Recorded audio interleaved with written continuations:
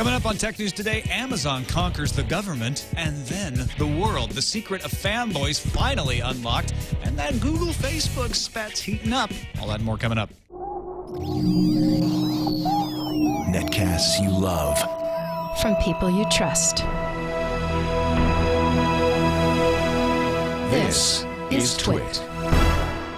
Bandwidth for Tech News Today is provided by Cachefly at CACHEFLY.com. That's un-American.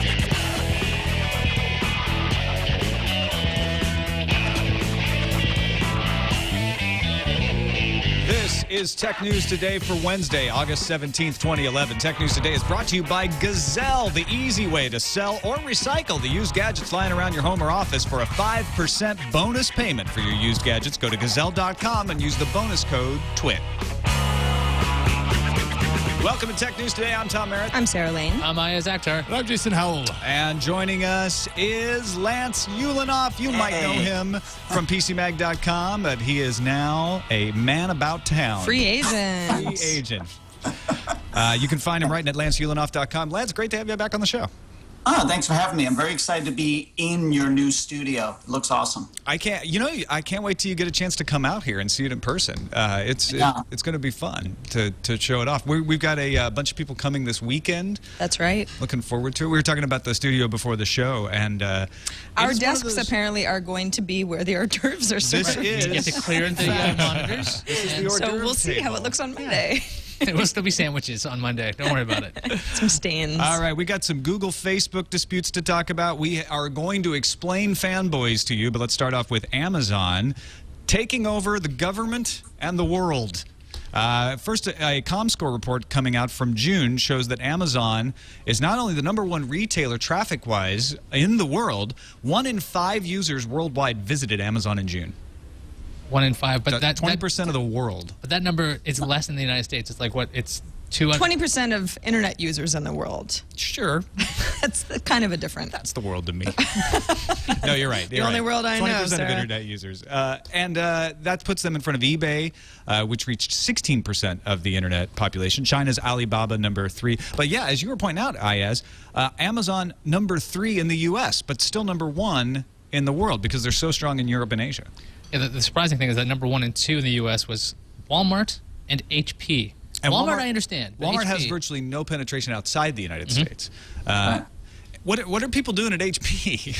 I can't, you know what, they're buying laptops and desktops. Yeah, that's what they're doing. They're buying, and that's actually the best news I've heard for HP in a long time, because obviously we're also talking about how nobody's buying the touchpad right now, and, you know, they are still buying their desktops and laptops, and we're heading into that holiday, that back-to-school buying season. So something to smile about at HP's headquarters. Yeah. But I mean, you can buy laptops through Amazon as well. The fact that HP would beat Amazon as far as visits from internet users in the U.S., where Amazon, you can buy toilet paper and all sorts of other things as well, that surprises me. You don't buy your toilet paper from HP? No, should I be? They You have don't buy really- TP from Reply? HP? Right. Yeah. But you know, it's HP. Amazon is really sort of this perfect environment. When I've talked to people about how they shop now, you know, they go to these stores and they look at products and they look at all kinds of products. I mean, virtually anything you can think about. They use the real world stores as showrooms, and then they say, invariably, they say, I go to Amazon. Now, I don't know exactly where the disconnect happens on HP and how for maybe just desktops and laptops they end up there, but Amazon really, for all of these other products, beats so many other sites, including eBay, which may have what you need and may not. And I think it's worth noting Alibaba in the #3 retail position. Everyone who does even know about Alibaba knows that they're a search engine company, and they've got Yahoo has a stake in them, but they do a lot more. They are sort of comparable to Amazon in a way in China, in that they're diversified into a lot of different areas.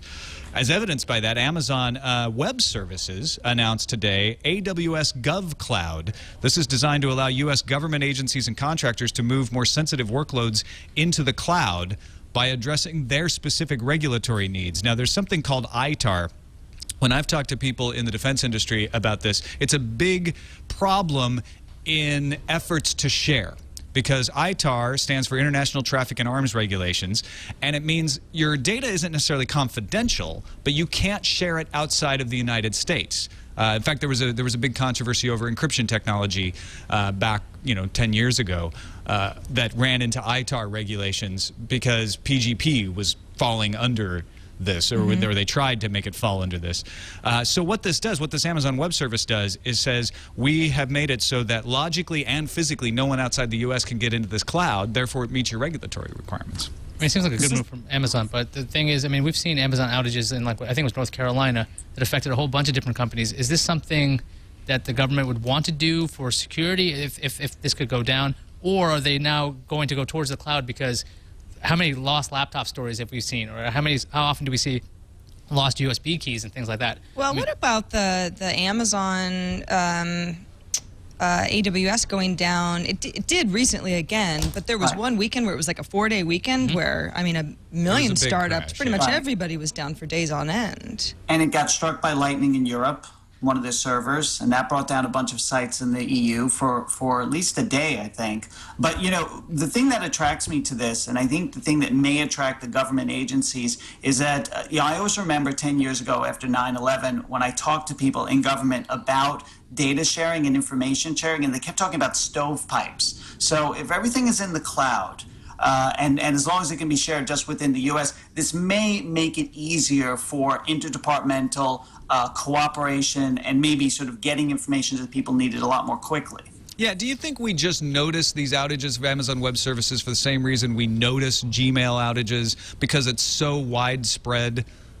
People, there's probably outages in all kinds of servers. In fact, there are outages in all kinds of servers. Yes. There were several. The Apple Store was down earlier today. There was an outage of. Everybody was buying OS 10 Lion on USB sticks. Yeah, right.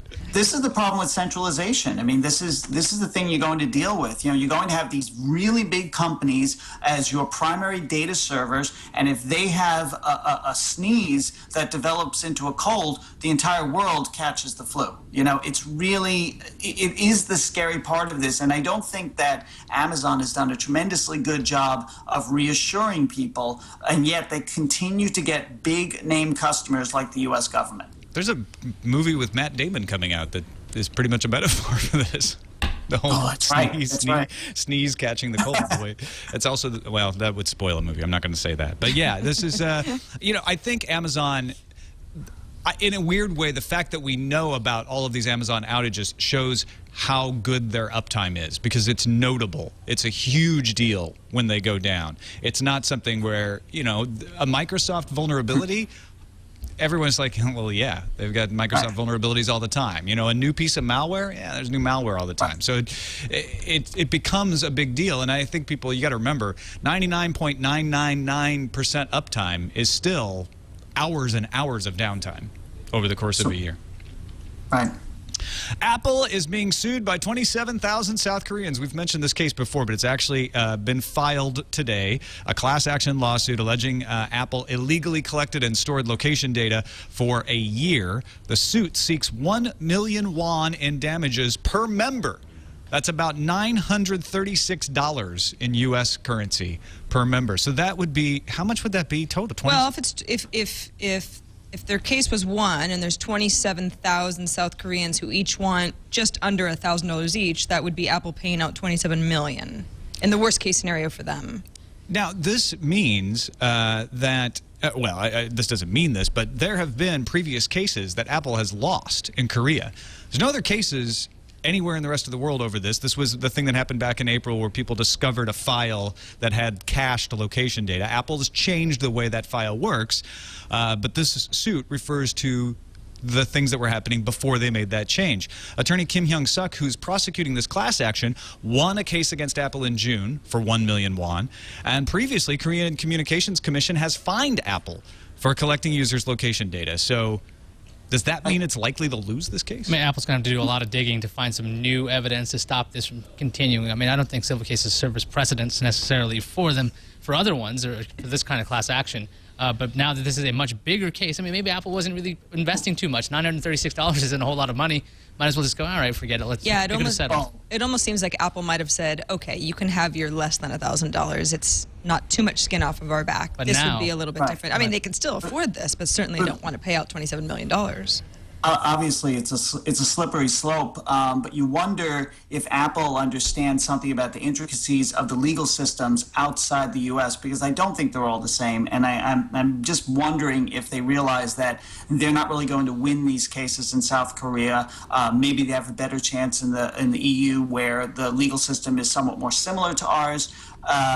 But I think that Apple so quietly accepted the first, they paid out $1 million or something already. That may have been their first big mistake, because I think this guy it's the same guy, right, doing this lawsuit, and I think he's just saying this is easy. Apple's got deep pockets. They did do this. It's easy to prove. They made a mistake. We just keep making them pay for it. Do you think it's a little fanboyism too? Like Apple is picking on Samsung lately, Korea's homeboys.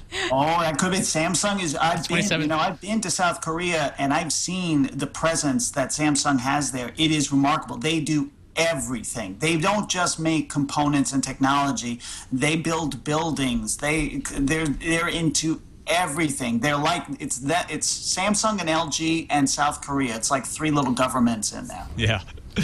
All right. More he said, she said in the Google-Facebook relationship.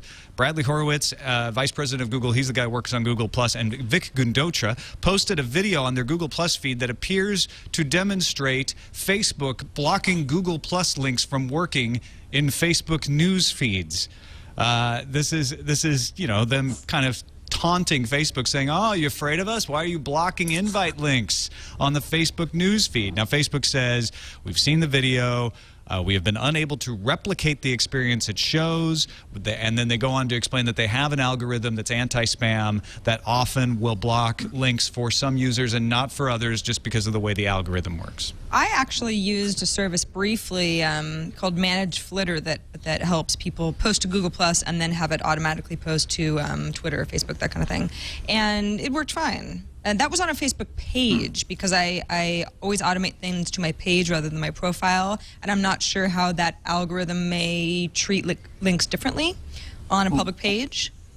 Well, Tom, I told you, I'm a lazy Facebook user, and I have it Twitter connected to Facebook. So all of my posts go to Facebook. However, there's a rather large percentage of my tweets that never appear on Facebook, and I have no idea why. And I almost feel a little bit like I'm hitting that limit. Maybe I'm almost being seen as a sort of spam. So I just, I tend to want to believe Facebook that there is, they don't like it automated, and what if they're recognizing Google Plus as like a single IP or a single domain, and basically It's triggering the spam effect. That's interesting. We used to run into that at CNET with Google blocking us, because we would all be coming from a single IP, and they'd be like, too many requests have come from this. Right. Didn't Facebook actually hire a PR agency to run a smear campaign against Google? So couldn't it be within the realm of possibility they decided, you know what, we don't want Plus showing up or being promoted on our site? Like, that's quite a possibility. I don't think they would go so far as to intentionally block it. That's why it only works half the time. I do think that if their algorithm was preferentially blocking it on accident, that they might be very slow to fix that. Yeah, they're not aware. You know what I'm saying? We're working on it. We have our best one guy. Now there's another screwdriver. He's got a screwdriver. There's another story kicking around. CNN quoting Sean Ryan, Facebook's director of game partnerships, saying Google is at 5% because they don't have any users. You put it in context, he's basically just saying, like, hey, Google's emulated aspects of our system, which is what they have the right to do. We just need to be better. We've got 700 million users. They've only got 25 million because, but out of context, it really feeds this fire, and there's definitely no love lost between the two companies. Also, Google Plus has been around for like a couple of weeks, and Facebook's had and a it's couple not of years. even officially open yet. Right. It's also still closed in the field test. Let's talk in a couple of years. I would be frustrated with people saying, so Google Plus eating your lunch. Like, what are you talking about eating our lunch? Yeah, They've got 5% of the users we have. This is how people love the idea of these companies at war. They love, it's like every time something new comes along, every time a new social platform comes along, what do they say? Oh, is this a Facebook killer? Is this a Twitter killer? And I really hate that, because nothing's a killer. There's a lot of room in the market. It's a question of, it's really sort of a slow, a slow process, and we'll see what happens when Google Plus opens up. I mean, is Facebook watching them closely? Of course, it is. Google Plus is using in part the Facebook playbook. We just saw, right? Games just came out. Have you guys all played games on Google Plus? I am quite good at I've the Jeweled refused it. Blitz beta. I got a little To brag or frustrated with anything. Bubble Island. After Really? seeing Yeah, the people way it who saves games. complaining about a pain in their hands from playing incessantly, I'm like, I'm not going to Yeah, start. I got carpal tunnel within like 2 hours. Yeah, they're all games that are not my favorite kind of games, where they're all sort of like building stuff, like, oh, build a community and invite your friends. I'm like, I don't want to do that. I want to run around and shoot things. I get bored. So they're not my favorite kind of games, but I can see that they're just the kind of games that I've seen on Facebook. So, you know, it is kind of a battle that's queuing up, but I don't think it's quite as intense as they're liking to make it right now. All right, let's take a quick break and thank our sponsor, Gazelle.com. Great way to get cash for your gadgets or get rid of gadgets responsibly. I've got right here a original Motorola Razr V3. It even has the singular logo on the back and an antique singular SIM card inside. Now, this isn't worth any money, but if I go to Gazelle and I type in Motorola Razr V3, I can find it. Well, if I know how to use a computer, I can find it. There it is. It's in the drop-down menu. So they've got it for you. And I just say, like, okay, it's normal wear and tear, slight scuffs. No, you know, it's mostly fine. It's just been used. I've got the AC adapter. I've got the rechargeable battery. I've got the original cables. Oh, yep, free of water damage. What can you give me? Now, if you've got something newer, you're going to get money. But here they're saying, okay, you know what? We can't offer you any money, but we'll recycle it for you. And they responsibly recycle. You can go to their website.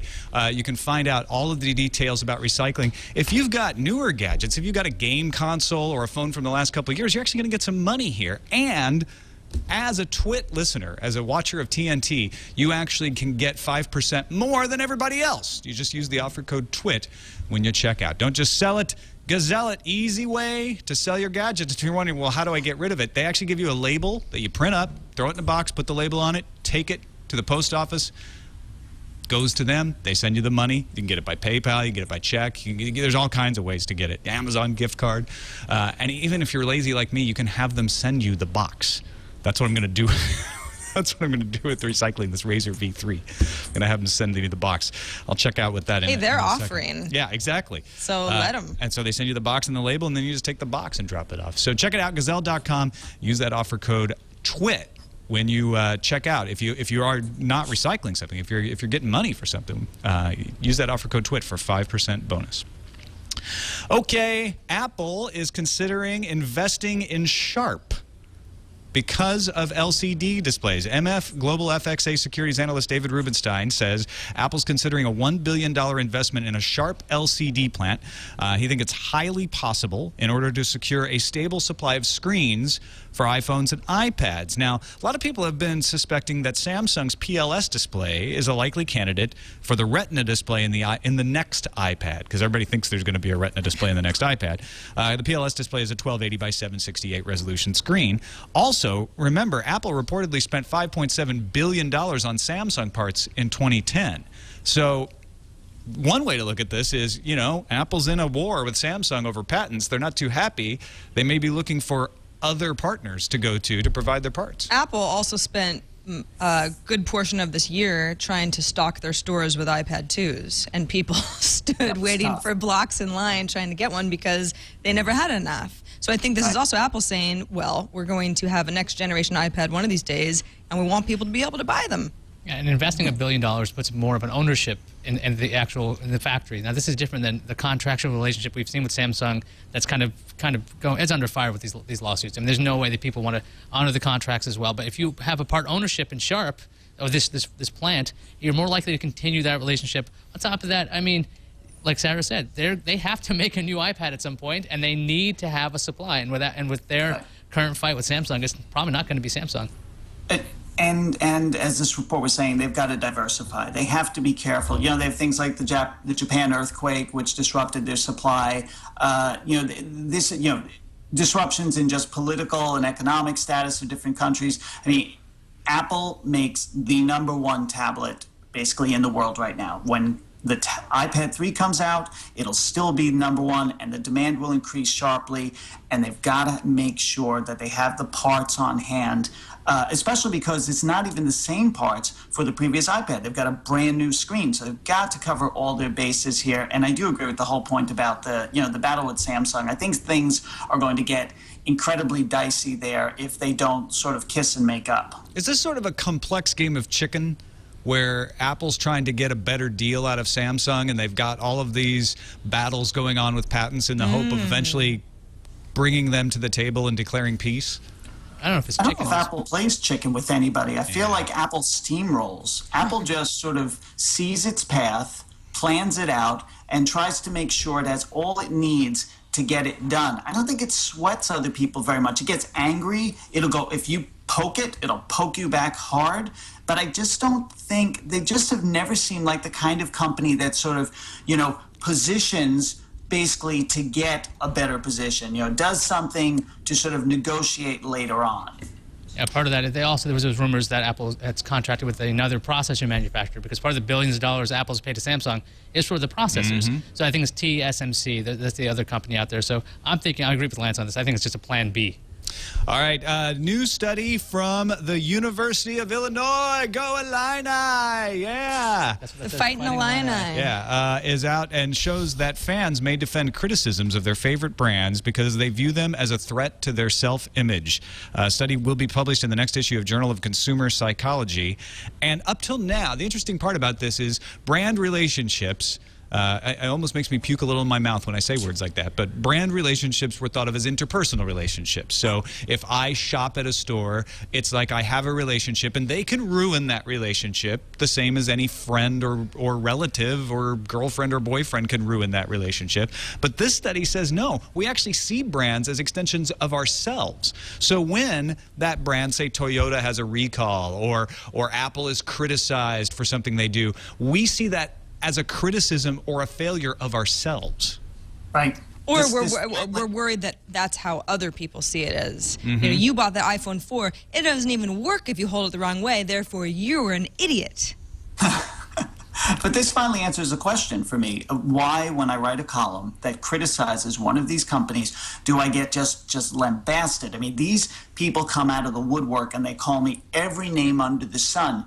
And meanwhile, the company that I'm criticizing, I'll have a conversation. They'll be like, yeah, you were kind of right, or we saw we did something wrong here. I'm like, what is wrong with these people? Because now I know they believe I'm attacking them personally, which is crazy because I'm not. But that's obviously what they think. But I also would say, by the way, I don't think this is true for all brands. I think it's certain brands where people create this true affinity. And it's not true for all people. The researchers performed 2 experiments, one on a group of 30 women, another on 170 undergraduates, and they found that those who had high self-brand connections exhibited the fanboy behavior. There were people with low self-brand connections who are like, their personalities did not get tied up in brands. So I see folks in the chat room saying, I don't see myself as an extension of Cottonelle. That's because maybe you don't have that high self-brand connection, but other people do. And again, I think you're right, Lance, not to all brands. Do you think that once this information is presented to a lot of people, will they actually think about it and change their behavior and they go, oh, wait, I didn't realize I was doing that? Or do you think people will still, once they find this out, continue to be outraged that you bought a different phone and you bought a different laptop? And the latter, absolutely. Still outraged, or will they continue to be? They're outraged if you say a bad or cross word about their cherished product or brand. Or, that's it, since this is from the University of Illinois, people who don't like them will discount this news entirely. Oh, don't you dare say a bad word about the university. Exactly. I went there by choice, so it must be the best. It is the best. Exactly. I went there because they're the only people to give me a full ride, so they must be the best. Let's move on to a great Ars Technica story that you should definitely take a look at if you're interested in how the internet backbone works and you want to know more about net neutrality disputes, bandwidth caps, this or that. Little background here about transit agreements. We've talked about peering and transit in regards to the whole L3 controversy with Comcast before. If you request a website, you go to a website address that's not on your ISP's network or a network it peers with, right? Because there's all these different networks interconnected, hence the internet. Let's say you're wanting a site in the United Kingdom. So your ISP, your local ISP, may actually send that request to a transit partner. They may have a transit deal, and it's usually a flat megabit per second deal. So you say, okay, we're going to send that traffic on to this partner who will get it to the United Kingdom and get that BBC site to you, or whatever it is you're asking for. Now, when they have to send it to another partner in order for it to arrive, in other words, there's your ISP sending the traffic to a transit partner, and then that transit partner has to send it to someone else. It costs them money. So that makes it more expensive, but they don't charge more for it. A new paper from Georgia Tech and Stanford researchers argues that that approach is inefficient, and that just charging more for off-net traffic isn't optimal. It can't say, oh, well, this bit's not connected to us, so we're going to charge you more for that. They came up with a structure of 2 or 3 tiers that, when structured properly, account for demand and cost to deliver, are the best way of making money. Now, the reason they're going through all of this bit wrangling and all of this sturm and drang about, well, how do we make sure we charge just the right amount for the bits, is that the costs of transit have fallen an average of 30% a year. Costs of bandwidth on the backbone are plummeting. So, in other words, it's the opposite reason that your local ISP wants to tier you with video. It's not because, in their case, they're not lowering the price. They just want to jack the price up and up and up. The cost of transit have actually been falling, so they're trying to make sure that they're charging as efficiently as possible because there's so much competition on the backbone. And the study, though, is suggesting that it would be inefficient to charge this the way they want to do this in the actual business world. They're saying too simple is inefficient, and too complex is actually inefficient. But do you think that just because it's inefficient, that if it makes more money, do you think that that businesses will continue doing it this way? Because I mean, these in the abstract that are discussed at in the study, they go, we offered 2 contributions. We develop a novel way of mapping traffic. Do you think people are going to adopt their methods? Yeah, absolutely. In fact, that's what the story is saying, is people on the backbone operators are dying for this kind of guidance, because every little cent counts right now because the prices have been falling so much. But it's so funny to me when I read this story. It's a complex story, but what it made me think about is, I think of electrons. You say you make a request to a server and instantaneously it's hitting your computer. I don't think about where it goes, but this really makes you think about the pathways. And in spite of the speed, there is some heavy-duty work going on in the background. It sounds to me, if I understand this correctly, that some of the guys who are doing the hardest work are getting paid the least. But I do understand the complexity. I mean, you certainly can't measure every day, every sort of bit coming out of these handlers and say, okay, you did this much, so we've been keeping track, and you get X amount of dollars, and you get this. Having a tiered system that can somehow trickle down to these guys when it's been the tougher path, that almost seems to make sense, as long as it doesn't mean I'm going to pay more money. Oh, no, that's actually what I took out of this story the most, was all of this stuff in the backbone apparently has no effect on the amount I pay or the bandwidth I receive. The ISPs on the local end that are delivering to end users are just insulated. Their markets are entirely confused and obfuscated from what's actually happening on the backbone. If there was the same amount of competition in the local marketplace as there is on the backbone, we'd have incredibly fast, incredibly cheap internet. That's what this story tells me. Oh, you're living in a dream world. Fast internet at low prices. It is. It's my dream. Let's move on to the news fuse. How are those HP touchpads doing? Well, according to a source talking to All Things D, not so good. After selling only 25,000 of its 270,000 units, Best Buy wants HP to take the units back. Take them back. We can't sell them. Other vendors are also having trouble unloading the touchpad, including Walmart and Micro Center. A recent Woot sale only moved 612 units. Yikes. Wow. People tend to get bristly and want to sue over location tracking. We talked about it a little bit earlier in the show, but according to a report by Jaywire, 53% of the people that it surveyed would love to trade their location data for ads or coupons or promotions. Jaywire collected data from a random selection of 2,800 Jaywire customers, along with data from 450,000 public Wi-Fi hotspots. So It's kind of good news for phone makers. If you want to spy on your users, just give them discount codes, and then they'll be perfectly fine with it. Hey, can I have all your private information? Here's a coupon. Sure. Panera Bread, I love that place. Absolutely. Thank you. Yes, I'm right here.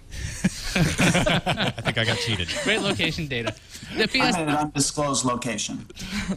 The PS3 and Xbox have both been redesigned, but how about the Nintendo Wii? Nintendo announced that a new Wii is coming to Europe for the holidays. Like any good streamlining, the new Wii will be physically smaller, and the system will be bundled with the Wii Remote Plus controller with a nunchuck, along with 2 games, Wii Sports and Wii Play.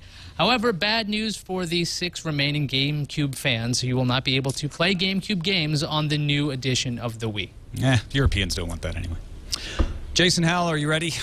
I think I'm ready. I thought you're- I was ready until I read this morning. You are going to be paralyzed into never buying a new phone, my friend. I already am. Some new images of the Motorola Droid HD have appeared. It's a super slim phone, and Gadget estimates at around 8.5 millimeters thick. Would come with a 4.5-inch display, a front-facing camera, and an 8-megapixel 1080p rear-facing camera. Inside, there ought to be a 1 gigahertz dual-core processor and a gigabyte of RAM. It's a nice-looking phone. We'll see. You're never buying a phone. I know, right? I'm never buying a phone. 2 men in the UK have been sentenced to 4-year jail terms after setting up 2 Facebook events. What were the Facebook events about? Well, they were entitled Smashdown in Northwich Town and the Warrington Riots, and they were attended by the event coordinators and police officers who arrested them. One of them was attended. The other one didn't even happen. Yeah, and nobody else showed up to the events apparently either, so the men were sentenced for trying to incite others to riot. 4 years. It doesn't matter if you're unpopular, though. You can still get arrested for inciting. Look at that. Rod Beckerstrom, president and chief executive of the Internet Corporation for Assigned Names and Numbers, the global body which manages the technical infrastructure of the web, has announced he will not seek another term. Beckstrom took over ICANN in July 2009, and his term ends next summer, July 1st, 2012. I nominate Sarah. President of ICANN. Yay. Okay. Sarah Passed. for ICANN I president. second. It's already done. Time for our coverage of patent wars.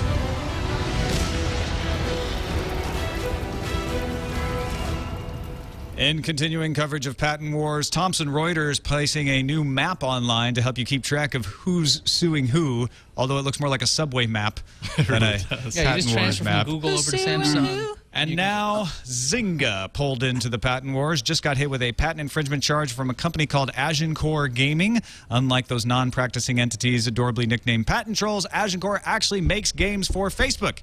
In its complaint, Agincourt says a number of Zynga games, including Farmville, infringe on Agincourt's patents. Back in May, Zynga also was sued by the makers of Oregon Trail over intellectual property concerns as well. Boy, I wish I had some champagne or something because the U.S. Patent... Oh.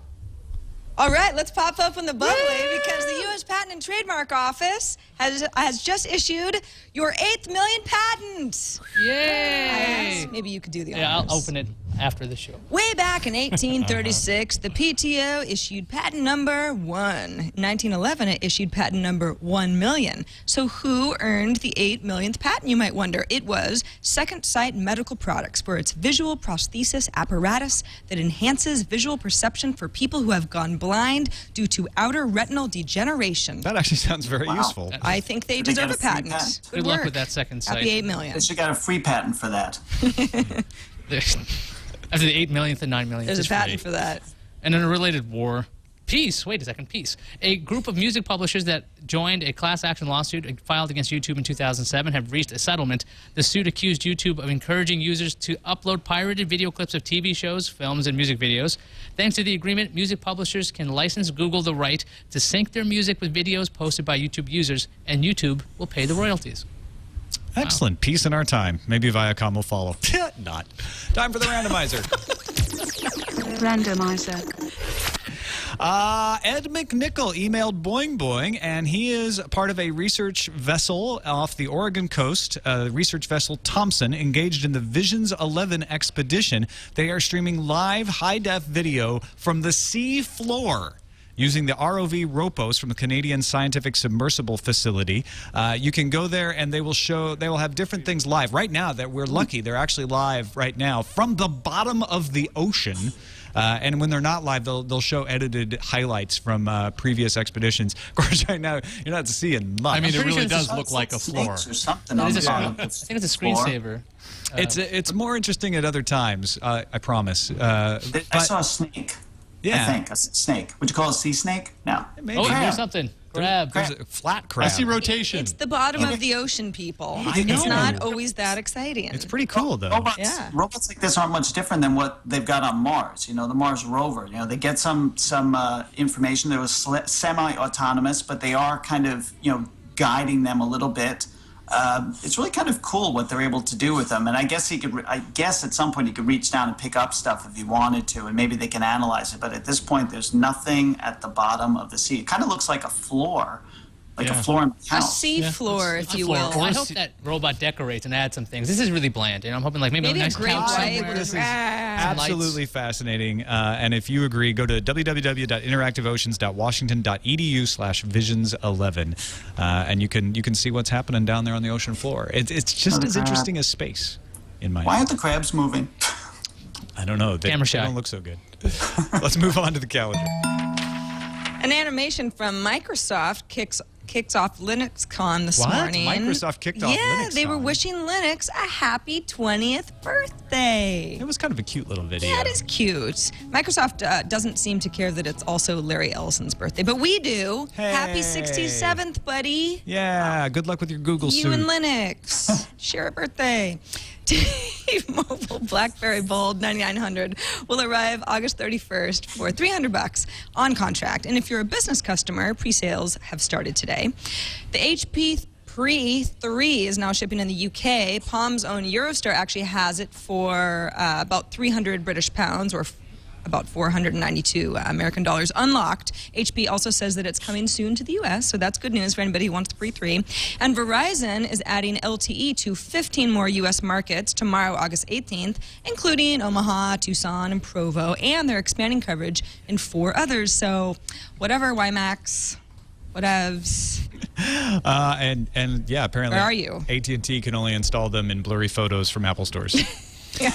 On to the emails. TNT@twit.tv. David Woodward says, I know I'm a bit late to the game on this, but a few weeks back there was a lot of buzz about Google Plus not allowing username pseudonyms. During that discussion, there was a brief mention of possible solutions involving username verification. And I was surprised that I never heard any mention of the verification system that is already in place at null.google.com, KNOL.google.com. At one point in time, it was even integrated into the generic profiles view, where it placed a green circle or check mark on verified profiles. But now this only shows up when you view a user profile through the CNOL interface. It's been a while since I verified my account, but if memory serves me correctly, it was a quick and painless process involving a $0 transaction on my credit card. So, I mean, we can debate all day whether there should be a real name policy or not, but that is pretty interesting that there already was a system for this that Google has in place with the failed experiment. It was hidden very well in Null. Yeah. I was going to say, nobody knows anything about that. If they want to do it, I mean, this should be pretty straightforward, although Twitter hasn't been doing much verification lately anymore. It's hard to know whether they have denied that it even exists, even though every once in a while people get verified. It would make sense. Google, has all the sort of early adopters, maybe do a quick process and verify all those people in there. They'll just be their foot soldiers for further success. Next email from Mike in Otsego, New York. Hey, TNT crew, I just wanted to comment on the story that you ran on yesterday's episode about Fox and ABC delaying their shows by 8 days. Other networks have been doing this for quite some time, and the 8 delay is fine. The problem is there's no consistency in these types of policies. When I cut the cord about 2 years ago, my wife and I had a couple shows we wanted to watch. We wanted to make sure that we had on our DVR every night. At that time, it was pretty easy to watch them the day after they aired online, so to save some money, we cut the cord, plugged the PC into the big screen. But it's gotten more complicated, and now we're starting to give up on shows. We used to follow 15 to 20 series, now we're down to 3. At this point, our evenings are filled with other things: video games, card games, internet surfing, or downright socializing with our friends. Our TV hours have decreased dramatically, and we're okay with that. I think that's the biggest thing that these folks are facing is competition from other stuff. It might not increase piracy. It might increase people talking to each other, like in real life. Yeah, well, people do that already, but there's so many things you can do on the internet and even organize things to do in real life. Right. There's competition from all the other screens. You know, your phone, your iPad, your big screen TV sometimes is like the distant, poor relation at times. You know, it's the last thing you look at when you seem to have nothing else to do on your phone or iPad. Right, and it just kind of makes you depressed. All right, thanks everybody for submitting stories at our Reddit, technewstoday.reddit.com. Big thanks to folks like CompFixer87, Dr. Mom, White Hat TX, TM204, Pete C, and more. Go to technewstoday.reddit.com to vote on what stories we will consider for use in the show. And don't forget to buy yourself a brick. We still got a few spaces out there. If you want to get your message up on the wall, go to bricks.twit.tv. And I walk past them. I look at them every day because there's so many up there. It's fun to just see all the different messages. So if you'd like to have one, bricks.twit.tv is the place to go. Lance Ulanoff, man in transition, thanks so much for joining us. Let folks know where they can find what you're doing these days and keep up with what you're up to. Thanks, and thanks for having me on. You can find me a couple of places. I was obviously on Twitter at Lance Ulanoff with no space. You can also find me at www.lanceulanoff.com. I'm also posting to my little blog on Tumblr called Techoti, T-E-C-H-O-T-I, where I'm putting my random thoughts, some drawings, some posts, my recent experiences with the Google Chromebook. So easy to find me pretty much anywhere. Also, you could go ahead and you could buy manintransition.com. It's available. Well, now it's not. I'm writing it now. All right, thanks everybody for watching. You can find us on the web, twit.tv/TNT. Email us, tnt@twit.tv, or give us a call. Our number is 260-TNT-SHOW. We'll see you tomorrow.